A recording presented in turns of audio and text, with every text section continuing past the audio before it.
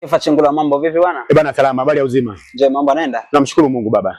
Bwana, rais wa TFF aliweza kuzungumza kuhusiana na baadhi ya kanuni ambazo zitatumika kwenye ligi ya msimu wa 2026-27. Moja ya kanuni ni kuzungumzia swala zima la vilabu ama timu ya kuto kutumia chumba rasmi ambacho kimeandaliwa kwa ajili ya mchezo husika. Alieleza wazi kwamba klabu itakayotumia eneo jingine tofauti na chumba rasmi ambacho kimeandaliwa kwa ajili ya mchezo husika, baada ya mchezo matokeo tabaki vile vile, lakini itapokwa alama 5 ama itanyang'anywa alama 5. Akasema kama haina alama kabisa wataanza na negative, kwamba bado nadaiwa. Na alizungumzia swala la jumba jeupe. Club Young Africans ilihusika na kuto kutumia vyumba rasmi kwenye michezo miwili, mchezo dhidi ya Simba na mchezo dhidi ya JK Tanzania. Walitumia nyumba iliyoko nje ya uwanja maarufu kama jumba jeupe, jumba la dhahabu. Jambo hilo lilikemea. Upande wako unazungumziaje sheria hii mpya ambayo inakuja kwa ajili ya msimu ujao? Binafsi sijajua labda kwenye mpira huwa inatumikaje, lakini wanasema kauli ya rais ni sheria. Kauli ya rais ni sheria. Kwa hiyo mimi binafsi naweza kusema inawezekana alichozungumza ikawa ni sahihi na mimi naungana naye, lakini je, kuongea mdomoni ni swala jingine. Lakini je, hiyo imetengenezewa kanuni? Maana imeshatengenezewa kanuni. Kama imetengenezewa kanuni, mimi kwanza binafsi, mimi kama Kefa Chengula mwanachama na shabiki wa Yanga, mimi binafsi naungana naye 100% kwa sababu vile vitu ambavyo tulikuwa tunavifanya ni kwa maslahi ya klabu yetu, na ni kweli tulikuwa tunafanikiwa kwa kuvifanyia vile vitu, kufanya vile vitendo. Ni vitendo ambavyo havikubaliki, lakini vilikuwa vinatusaidia kwa namna moja ama nyingine. Lakini mbali na hivyo, kwa sababu tulikuwa tunafanya vile vitu si kwa bahati mbaya, kwa sababu tulikuwa tunapata zile za kikachero kwamba kulikuwa kuna mazingira yanatengenezeka ili klabu ya Yanga iweze kufanyika. Wanasema kuna dawa zilikuwa zinamwagwa muda siku na nini, lakini vile vile hata Wallace Karia namuomba alichokizungumza 100% mimi naungana naye Wallace Karia kwa 100%. Ni vitendo ambavyo vilikuwa vinashusha hadhi ya ligi yetu na ni vitendo ambavyo havikubaliki na bila shaka vimeshusha hata kwenye orodha ya ligi bora Afrika. Na sasa tumeshuka kidogo. Yani kiujumla mimi siungani kabisa na vile vitendo. Mimi ni mwanachama, vile vitendo of course vimetusaidia kwa namna moja ama nyingine, lakini si viungi mkono kwa sababu kwa vitendo kama vile kwa klabu zetu zilizofikia. Yanga sasa imeshakuwa another level.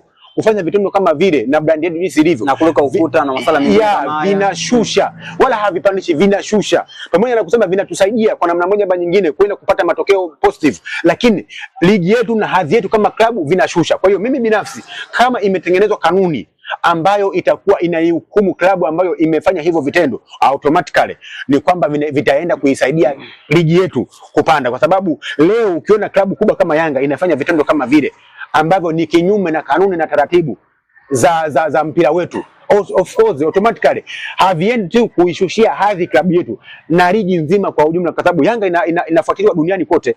Kwa hiyo wanapoona klabu kubwa kama Yanga inafanya vitendo kama vile, kiukweli vinashusha hadhi. Ndio maana mimi kwa 100% nimemuunga mkono Wallace Karia kwa kutunga hiyo kanuni ama kushinikiza hiyo kanuni iwe hivyo, kwa sababu mimi naamini kama ni fedha kwa klabu ya Yanga isingekuwa hoja. Yani Yanga hata leo kusema ni bilioni 1 faini watatoa. Kwa sababu gani? Wao wanachohitaji ni pointi 3 au wakatimize lengo lao, na kama adhabu yake ni hiyo, basi mimi naona huo ndo 40. Huo ndo 40. Huo ndo 40. Lakini hera, unavyojua klabu ya Young Africans haita kiuka kweli kanuni kweli?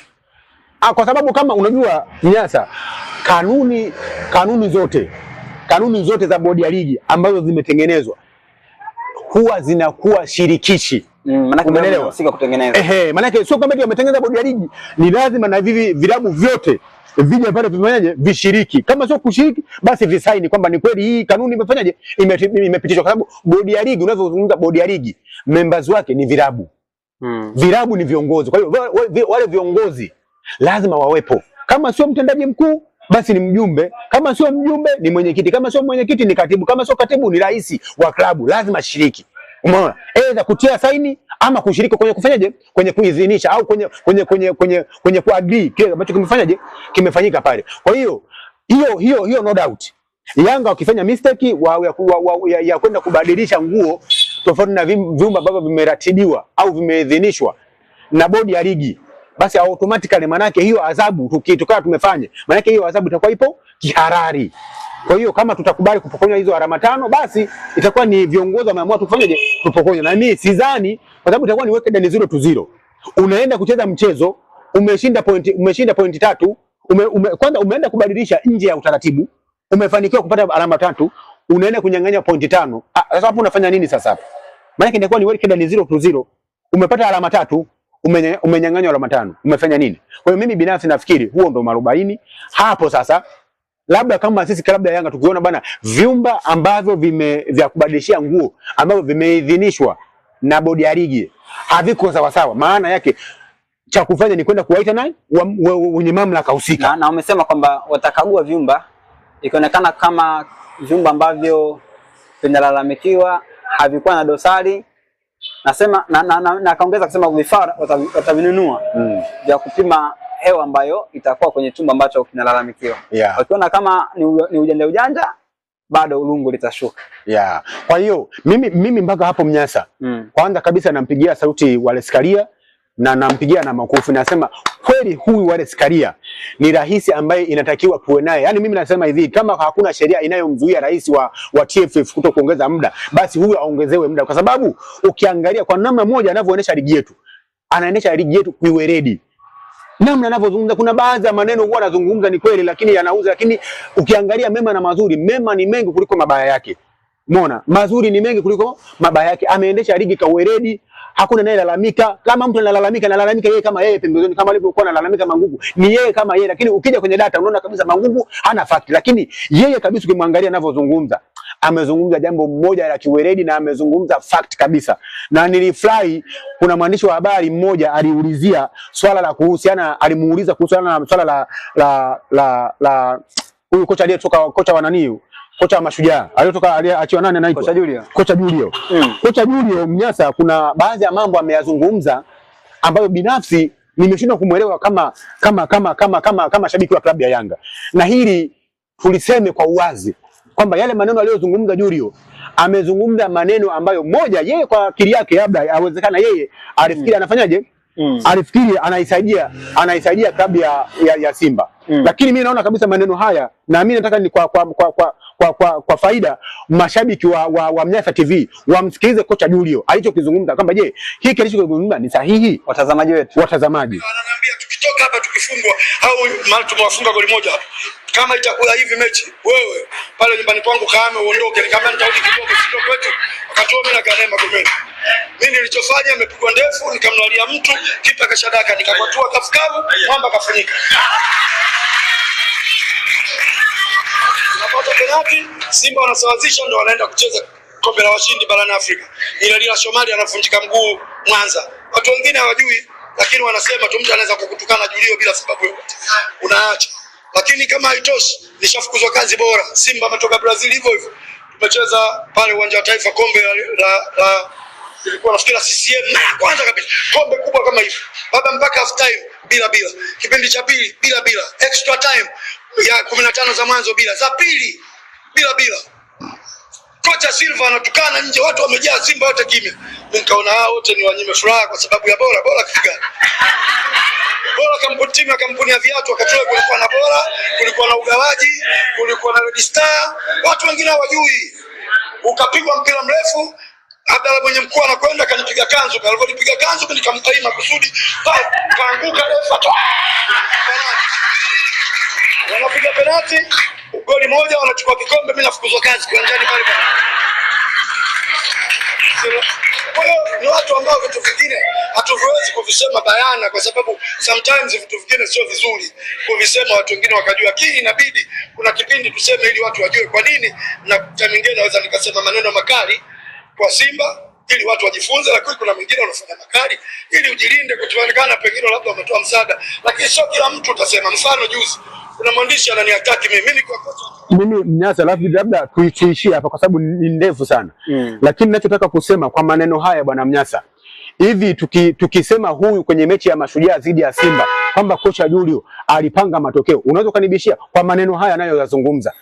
Ni utata kweli. Ndio maana nasema kama aliweza kufanya haya mambo kwa manufaa ya klabu ya Simba, what if kwenye mechi ya Mashujaa akiwa yeye kocha mkuu Kwenye mechi ya Simba na Yanga, mechi ya Simba na Mashujaa. Nini kilifanyika? Tukisema huyu mtu alishiriki kupanga matokeo, unaweza kukata. Mimi ninachotaka kusema Mnyasa, huyu Julio anatakiwa kuwa influencer wa klabu ya Simba. Hana hadhi ya kuwa kocha, na ndio maana nilichompenda mimi Wallace Karia amemwambia kocha Julio amejilipua na amejimaliza yeye mwenyewe. Julio anatakiwa awe influencer wa klabu ya Simba. Hana hadhi tena ya kuwa kocha wa klabu yoyote hapa Tanzania. Kwa mfano, hivi ni nani saizi mtu atakayemwamini Julio kwa hicho alichokizungumza? Kwa sababu si maneno yani hakuna kocha au mtu yoyote ambaye anaweza kuzungumza vitu kama hivyo. Umeona? Hata kama amewahi kufanya hivyo vitu akiwa upande wa pili akaifanyia timu ambayo yani timu imemwamini kwamba bana wewe ndio mchezaji wetu anakulipa, alafu wewe unatumika kwa maslahi ya klabu ya Simba. Kwa hiyo vitu kama hivyo ndugu zangu tujiepushe. Kwa hiyo na ndio maana nasema kwa mantiki hiyo yeye kwa akili yake alikuwa anafikiri labda anaipamba au anaonesha mapenzi yake kwa klabu ya Simba, lakini hajui kwamba alikuwa anafanyaje, anaudhalilisha taaluma ya ukocha, anajidhalilisha yeye mwenyewe na anaidhalilisha klabu ya Simba. Maana yake tafsiri yake ni ndogo, ni kwamba klabu ya Simba huwa inapikiwa matokeo mechi ambazo yani kocha Julio anapocheza na klabu ya Simba, maana yake yeye huwa anafanyaje, anapika matokeo. Ndio tafsiri ndogo. Maana yake Simba huwa haipati matokeo halali kocha Julio anapokuwa kocha against Simba. Ndio tafsiri ndogo. Maana yake kocha Julio alivyokuwa kocha dhidi ya Namungo, maana yake alikuwa anapika matokeo. Alivyokuwa kocha dhidi ya KMC alikuwa anapika matokeo. Alivyokuwa kocha dhidi ya Mashujaa alikuwa anapika matokeo. Dhidi ya Simba ndio tafsiri ndogo. Kwa hiyo hivyo vitu maana yake vinaifedhesha Simba. Haionyesha yani sio kama alikuwa anaipaisha Simba, alikuwa anafanyaje, anaifedhesha. Si maneno ya kiungwana, hata kama alikuwa sio kocha, hata kama ni mtu tu binafsi, yani aliwahi kuichezea Simba huko nyuma. Si maneno ya kuzungumza kwenye vyombo vya habari kama hivyo. Maana yake tayari alikuwa anapanga matokeo. Na ndio maana tumesema kama alifanikiwa kupanga matokeo huko nyuma, je, wakati ni kocha hawezi kupanga matokeo? Kwa hiyo mimi binafsi nataka niwaambie kwamba ndugu zangu, alichokuzungumza Julio si jambo la kiungwana, kiweredi. Na mimi nataka niwaambie katika mazingira kama haya, sidhani kama kuna klabu itaenda kumsajili kocha Julio kuwa kocha wa hiyo timu. Labda akawe labda akafundisha academy za klabu ya Simba au akawe kocha kwenye klabu ya Simba. Maana mapenzi yake yameshajidhihirisha kama yeye yuko tayari kuihujumu klabu anayotumikia kwa sasa kwa manufaa mapana ya klabu ya Simba. Kitu ambacho mimi naona ni kitu cha ajabu kuwahi kutokea. Kwa hiyo tunaweza kusema hata klabu ya Simba kushika nafasi ya pili msimu huu ni kwa sababu ya Julio. Ndio tafsiri yake, ndio tafsiri ndogo. Si ndivyo bwana Mnyasa? Hayo mimi bado sina ushahidi naye. Mimi na ushahidi kwa maneno haya. Kwa alichozungumza hiki ni kwamba maana yake hata alipokuwa kocha wa Mashujaa alifanya vile vile kwa manufaa ya klabu ya Simba. Na klabu ya Simba imeshika nafasi ya pili ni kwa sababu ya Julio. Yaani yeye Julio ni kocha wa klabu ya Simba, ni kocha wa klabu ya Mashujaa, lakini ameisaidia klabu ya Simba kushika nafasi ya pili. Maana alitumika kuinufaisha klabu ya Simba wakati yeye ni kocha wa Mashujaa. Ndicho ndo short and clear. Kwa hiyo mimi binafsi ndugu zangu, tujifunze kupitia Julio. Kuna baadhi ya makocha wanafanya mambo kwa manufaa ya klabu ya Simba na Yanga. Ndicho ndo tafsiri yake. Lakini Julio popote pale alipo aogope kama ukoma. Si mtu sahihi kwenye ligi yetu, si mtu sahihi kwenye mpira wetu. Kwa sababu kwa hivyo vitendo alivyovifanya, maana yake inaonyesha kwamba yeye hata leo ikitokea ameenda labda Azam, hawawezi kumwamini tena kwa maneno hayo. Na ndio maana nimesema huyo Julio anatakiwa awe influencer wa klabu ya Simba. Hana hadhi, hana CV yoyote ya kuwa kocha wa klabu yoyote hapa nchini. Kwa hiyo mimi binafsi nasema hivi, vitendo alivyofanya Julio vikemewe kama alivyokemea rais wa TFF. Amesema yeye amejimaliza yeye mwenyewe Julio, na yeye kama rais wa TFF hawezi kumchukulia hatua kwa sababu amevifanya huko nyuma, hajavifanya akiwa Mashujaa. Lakini bado inaonyesha kabisa kwamba huyu mtu hivyo vitendo, maana yake anasema tabia ni kama ngozi, hawezi kuviacha. Kwa hiyo mimi binafsi nipende kuchukua nafasi hii kumpongeza rais wa TFF kwa kazi nzuri anayoifanya, na aendelee, na tuna imani naye sana. Kwa msimu ujao tutegemea kuona bingwa anapatikana kihalali bila malalamiko? Malalamiko yatakuwepo kwa sababu mpaka Uingereza yani ligi 5 bora hapa duniani. Spain, Ufaransa, Italy, Spain, England, Ujerumani, zote mpaka leo huwezi amini, pamoja na kusema kuna VAR, lakini malalamiko bado yapo. Kwa hiyo mimi ninachotaka kusema wayapunguze. Hayawezi kuisha, lakini wayapunguze. Na kuyapunguza inawezekana. Walete VAR, wayapunguze. Mimi nafikiri msimu huu unaenda kuwa na ligi bora kuwahi kutokea. Tumeshusha mwamba Peter Sharulile. Wanasema ni mzee. Naweza nikakubaliana nao. Lakini anaweza kawa mzee kule Mamelodi, lakini akawa kijana Yanga Afrika. Hiyo yote inafanyaje? Inawezekana. Kwa hiyo tusimalize maneno. Lakini nilichopenda mashabiki wa klabu ya Simba wengi wao wamekubali kwamba pamoja na kusema Mamelodi alikuwa haanzi. Sasa nataka niulize bana nani? Alikuwa haanzi Mamelodi. Hata Mamelodi alikuwa haanzi. Huyu nani anaenda beki nani huyu? Rushain Derok. Alikuwa haanzi Mamelodi, lakini amekuja Simba. Ni regular starter, ni first 11 panga pangua. Na ukizungumza mabeki bora Tanzania kwa sasa, huwezi kumwacha Peter Rushain Derok. Kwa hiyo unaweza kusifae Mamelodi ukafaa kwenye ligi ya Tanzania. Kwa hiyo tuseme tumepata striker, what a player tunazungumza. Kwa hiyo mimi binafsi napiga sauti kwa viongozi wangu wa klabu ya Yanga, napiga sauti kwa Wallace Karia na wote